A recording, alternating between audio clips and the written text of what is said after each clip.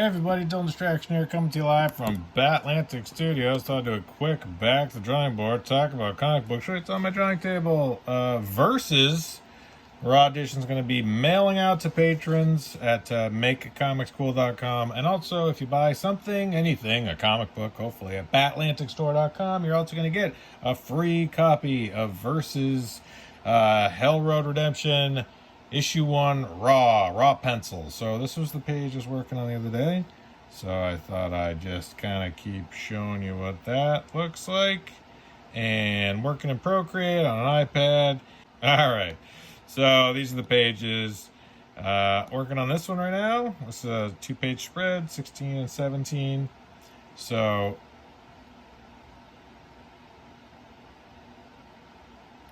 just going through and roughing out primitive shapes. That's how I usually do. I was listening to the Rob Observations podcast the other day, and he was talking about how he draws really small on Rob Liefeld, very influential, incredible artist, creator, comic book cartoonist. I don't think cartoonist is a derogatory term. I think kayfabe, that cartoonist kayfabe show is kind of really, it's been a renaissance for the term cartoonist. I think for a while that was seen as like a slight. I feel like, oh, you're just a cartoonist, not an artist. But I like cartoonist. I like cartooning. I think that's not derogatory. So Rob Liefeld was talking about making the comics and how he still is one of the few from that 90s era that is still drawn interiors from that group.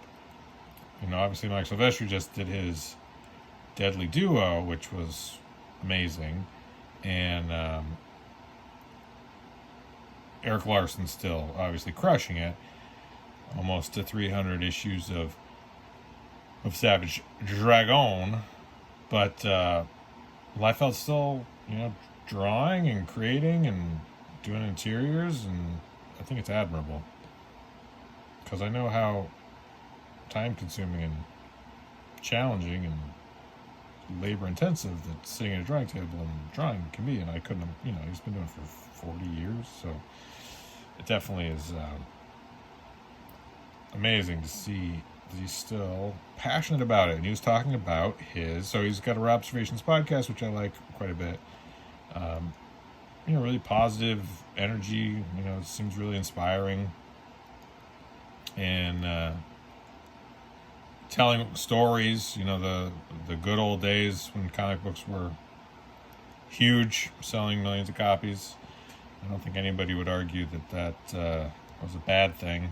I know there was the downturn in the late 90s that really kind of tanked everything, but comic books have had that boom and bust cycle, it feels like, forever. I was watching a documentary about DC Comics. It's like they were like, no one thought this was gonna last. We thought comics were dead. It was like 1970, and you're like, okay. And then in the 80s, they're like, we thought it was all over. This was the last thing we were ever gonna publish. 1985, and I was like, okay. And then Dark Knight happens, and so it was just that boom and bust cycle. It feels like we're always in. Which is disappointing. I would love for there to be some consistency and consistent growth, but it just doesn't seem like that's the case. But nothing I can do. All I can do is make comics. So that's what Rob Liefeld's talking about. He's like, don't chase money, don't chase clout, just make comics you're excited about. Don't worry about pecking order. And I was like, oh, that really speaks to me. I feel like that's what I'm doing. I'm just trying to make stuff I'm excited about and passionate about, and hopefully that's what everybody's doing. If you're making stuff you're excited about and you enjoy, stuff you want out in the world, that's great. Do that. Do that all day. If you're lucky enough to be able to do that all day, do that all day. So that was really inspiring. I really enjoyed hearing that. And what else was he talking about? He was talking about the 90s and how it was awesome and extreme. And he was talking about his process of creating comics. And so he would start with a very small thumbnail drawing in a sketchbook, traditionally. and then would move to doing blowing that up on a photocopier and then transferring that to a board, maybe having an assistant. Previously you'd have assistants or helpers that would do that, transfer the art to the board. But he says, in more recent years it's been mostly him, and I think that is part of the reason why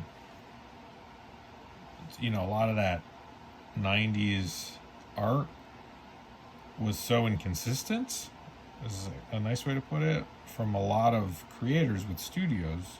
Same thing with Silvestri, same thing with mostly studio guys. So the Top Cow studio and the Extreme studio, you'd have a real inconsistency because there was a lot of hands working the dough. There's a lot of people jumping on and throwing a couple lines, and all of a sudden they're like, deadline, throw it out, put it out the door, and you'd have something that came out that wasn't an individual artist's vision. I think you get a lot of like, well, this inker did this arm, and this penciler did this half a page, and this panel was so and so, and they had assistants and helpers, and it's like, ooh, some of them very talented, some of them just learning. And so you'd get stuff where you're like, who drew this? It doesn't look like a Rob Liefeld drawing at all. It's like, I've seen Rob Liefeld draw stuff much differently than this. And same thing with the Silvestri, like, who's jumping in on this? Is this, who did that? Jim Lee, I think, to a lesser extent, because Jim Lee's guys, like, who were Jim Lee's guys? Ryan Benjamin, obviously was doing a lot of work with Jim at Wildstorm, and it's almost indistinguishable. Like, you look at Ryan Benjamin's stuff now, and it's like, oh yeah, no, that guy's like a really fast Jim Lee, and very good, able to do that style real good. So that's, I think, part of the inconsistency was you'd have someone like a Marat Michaels who would transfer Rob's roughs, thumbnails onto a board, and then Liefeld will go back over and ink or finish work over the pencils, but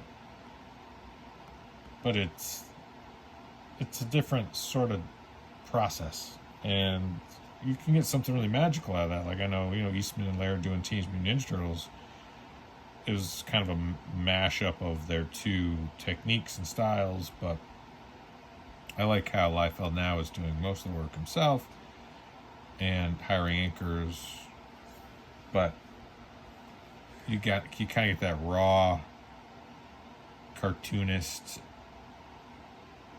vision, which I like. I like that. Like, I want to see the hands. I want to see the hand that made it. I want to see that energy. I want to see that talent. I don't want to see something generic or boring or phony or fake. I want to see somebody's passion on the page, digital or traditional. I want to see that passion on the page, and hopefully that's what I'm able to convey in my work. So I don't have that same technique of a small thumbnail blown up on the board. What I do is I'll do real rough, and then try to bring in digital. Even with this, though, I'm like, I'm getting away from what I wanted, right? I wanted more like goopy, hunched over more. So I got to work on not losing the energy, not losing the dynamism of that underdrawing. Right, like he's coming up at his defeated enemies. I want it to be kind of like Apocalypse Now. He's like rising up out of the goo. This will be fun to draw. Get to draw a lot of goo. Yeah. So, and then there's like fire behind him. So this is my main character versus from the series Hell Road Redemption, which I'm gonna spend some time on.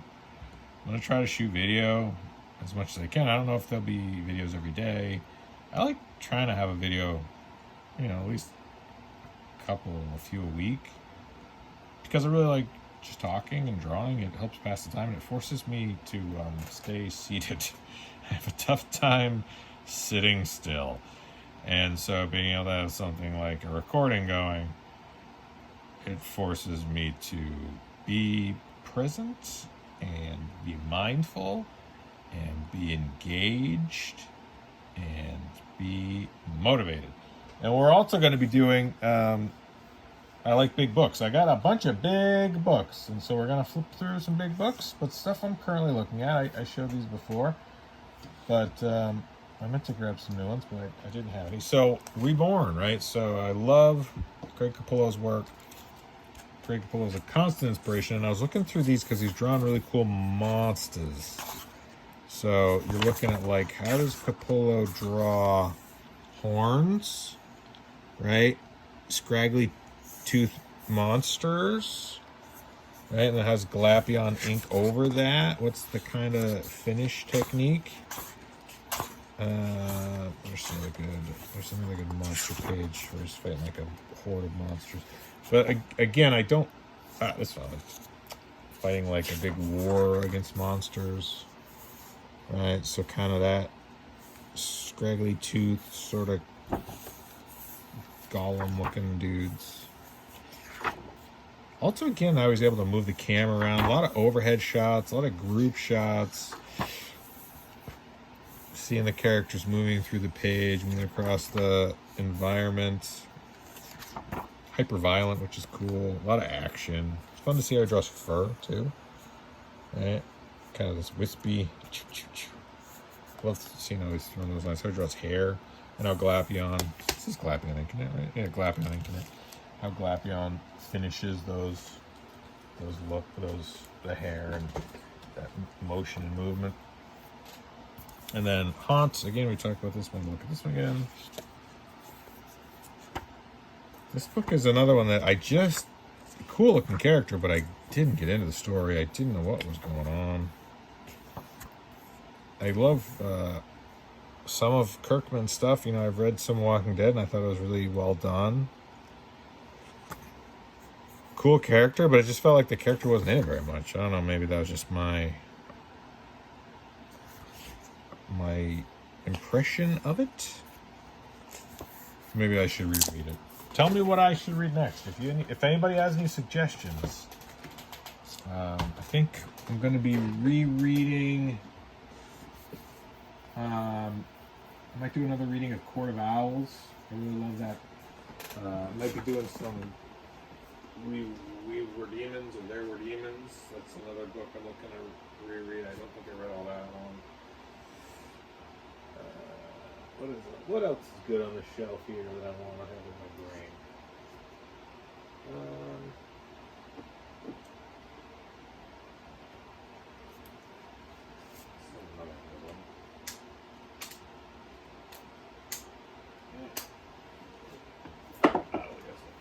So another person whose work I love, Matt Wagner. This is Trinity. It's the hardcover Trinity, which I really, really like. I love his work.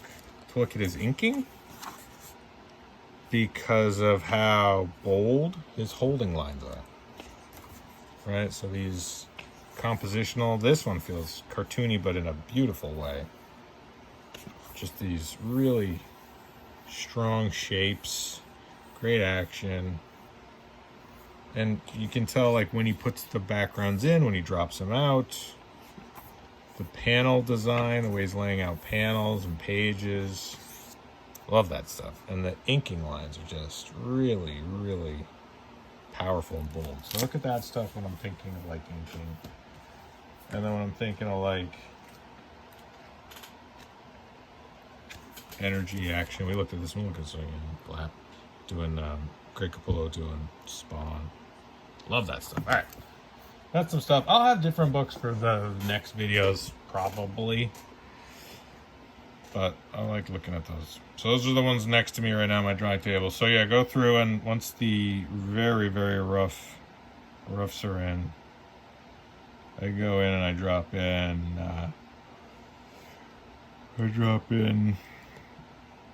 another pass, and then I'll go through and do a third pass where I'll tighten up everything even more. And that third pass will look like that. So that's my finished pencils. That's as tight as I get. So if we reveal those under drawings, it'd be that was my under drawing. And then beneath that was that. So I think you can see that. Yeah, so that's like my real rough. And then I drop in a less rough shapes, idea where things are, and then a tighter pencil layer over that. And then over that, I'd have to drop in another blue, and then I'd ink it. So when I ink it, it would look like I'd use my ink brush. I'll use this one. And let's go through and the final pass. So it's, and well, not a final pass though, because after this layer, my inky layer, which I like the inky layer because at the inky part, I'm still drawing in the inks. Like you can tell I'm not adhering completely to the pencils, but it's another drawing. And then after that, I would do a gray wash, right? Because this is all black and white art, and so I still need like a layer to kind of define some background elements, get some things to push back, some things to push forward. So I'd have a gray layer, gray wash layer. So when you see my final comic books and you're like, looks like he rushed it. He draws so fast. No, it's just that it's like 100 layers. I wish I drew faster. I want to make more comic books. That means I got to draw even faster. I want 3 issues of this Versus Hell Road Redemption. Issue 1, Hell. Issue 2, Road. Issue 3, Redemption. I have it all roughed out. My super rough thumbs, small thumbs. And I want to draw it. It's just gotta get the time, man. Just gotta get down to it. Do it. Keep drawing. I don't want to be one of those people that makes like a comic book a year. I want to be one of those people that makes a comic book a month. And if you want to help me to achieve that goal, to makecomicscool.com, become a patron today. Jump in for $1. Actually, there's a commercial about it. I'll put it in right here. Cut. Hey everybody, Dylan Distraction here, just interrupting this YouTube video for a second to let you know that my books are available right now at BatlanticStore.com. If you love creator-owned independent comic books, you're in luck. My comic books available right now, BatlanticStore.com. Go to Dylan Andrews Art and click on the store and you'll be able to get comic books mailed from me to you. We got Warhood, we got Cringe, we got Engraved, we got Hit and Run. Bunch of great books, all creator-owned, all independent, mailed to you. Go right now, BatlanticStore.com. Okay, now back to the YouTube video. And we're back. Thank you so much to everybody that's gone to MakeComicsCool.com, BatlanticStore.com. Super psyched to send all my books out to people and find people that like my work and want to support it. Thank you. So, I don't know what tomorrow's going to look like. What's tomorrow? I don't even know. I don't know what day today is. I don't know what month it is.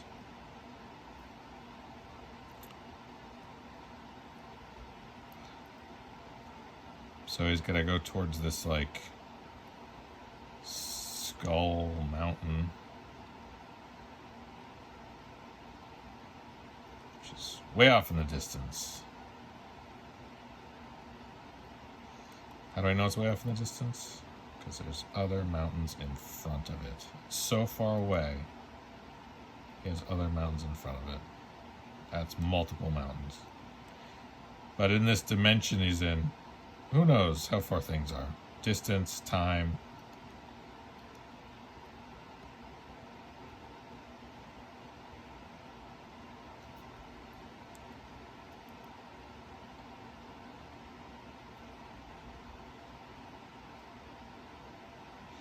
So yeah, I hope wherever you are, you're making stuff you're excited about. Thanks so much for liking, subscribing, thumbs upping, sharing. I'm appreciative to everybody that likes, supports, shares my work. And Dylan Andrews Art, if you want to see more of my stuff. Make Comic Cool. If you want to become a patron, jump in for $1. I'd love to have you. DylanDistraction.com. That's my YouTube channel. That's all my plugs.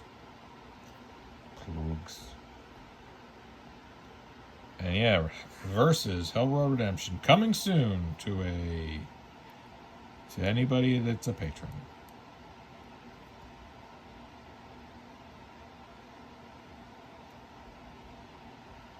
It's gonna be a lot of this. If you like this, you're in luck.